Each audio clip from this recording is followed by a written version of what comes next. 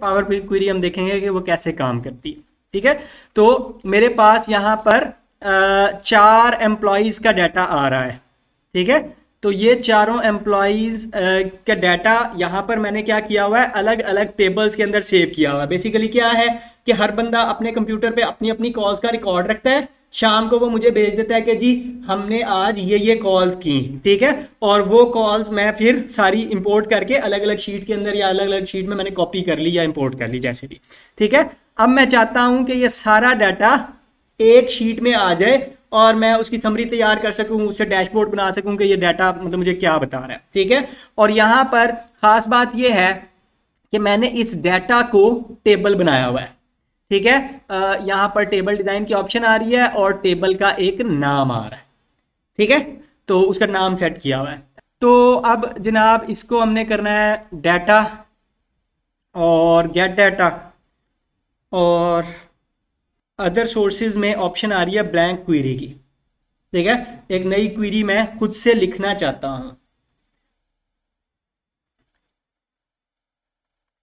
उसके ऊपर मैंने क्लिक किया तो अब मेरे पास ये एक बिल्कुल डिफरेंट इंटरफेस खुल गया। देखने में किसी हद तक एक्सेल जैसा लगता है, ये पावर क्वेरी का इंटरफेस है। ठीक है, और ये उससे एक्सेल से काफ़ी डिफरेंट है। ठीक है, कह लें कि ये मिनिएचराइज्ड वर्जन है पावर बीआई का। अब यहाँ पे देखें तो राइट साइड पे क्वेरी की सेटिंग्स हैं और जो जो स्टेप्स मैं परफॉर्म करता जाऊंगा वो स्टेप्स इधर रिकॉर्ड होते जाएंगे।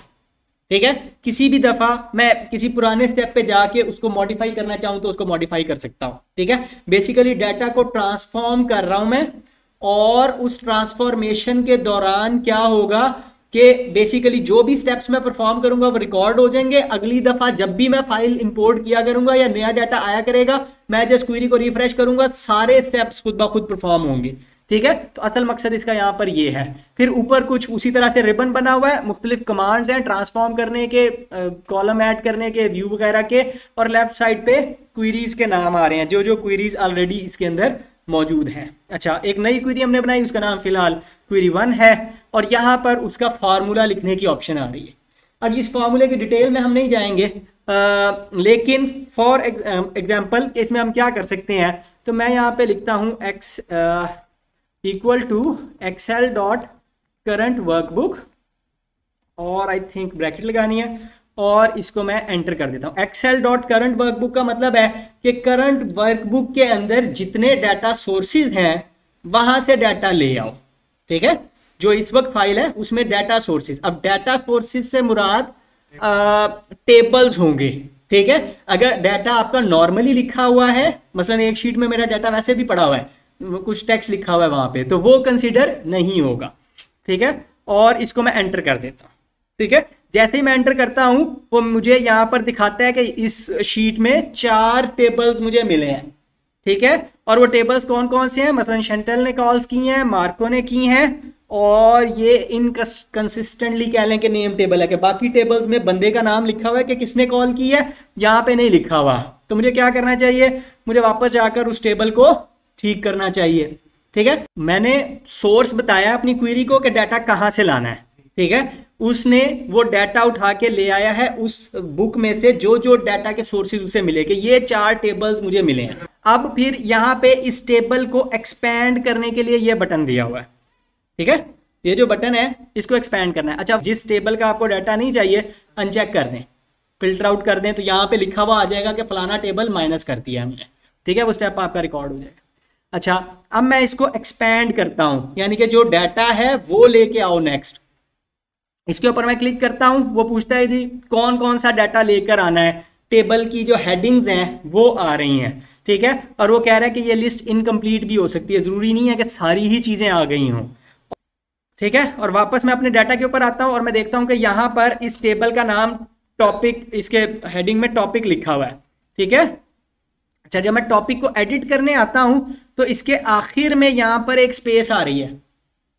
ठीक है, इसको मैं यहां से रिमूव कर देता हूं। इसी तरह मैं कस्टमर को भी चेक करता हूं, ये कस्टमर ना आखिर में स्पेस है ना शुरू में स्पेस है, ये ठीक लिखा हुआ लग रहा है। अच्छा, तरफ आ जाते हैं। अच्छा, अब इसके टॉपिक के स्पेलिंग गलत हैं, स्पेस कोई नहीं है लेकिन टॉपिक के स्पेलिंग गलत हैं, तो वो मैंने ठीक कर लिए। इसके कस्टमर को मैं चेक करता हूं तो यहाँ पर ना शुरू में स्पेस है ना एंड में स्पेस है, वो ठीक है। अच्छा, मार्को जो है इसका टॉपिक मुझे शुरू में स्पेस डाली हुई है, ठीक है। असूली तौर पे आपको वैल्यू स्ट्रिम करनी चाहिए। उसने क्या करना है, उसने एग्जैक्ट कॉलम देखना है। क्यों? क्योंकि दो अलग अलग कॉलम्स ज्वाइन करने का खुमियाजा ज्यादा हो सकता है, ज्यादा नुकसानदेह हो सकता है ना, कि आपकी एक डिडक्शन थी और एक जनाब कोई एडिशन हुई थी, पैसे आए थे, दोनों मिला दिए और वहां पे आपने कुछ का कुछ बना दिया, तो वो ज्यादा सीरियस हो जाएगा। इसलिए उसको अलग अलग वो आपको दिखा देता है। बाद में आप फैसला कर सकते हैं कि आपने उसको कंबाइन करना था या नहीं करना था। अगर वो उसने कुछ रिजल्ट बना दिया और आपने बगैर चेक किए उसको आगे गुजार दिया तो वो ज्यादा प्रॉब्लमेटिक है।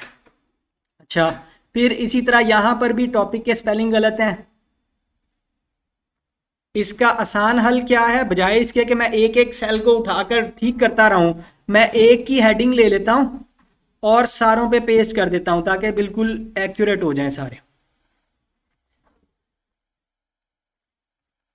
अच्छा, ये जो हैश के साइन आ रहे हैं इसका क्या मतलब है?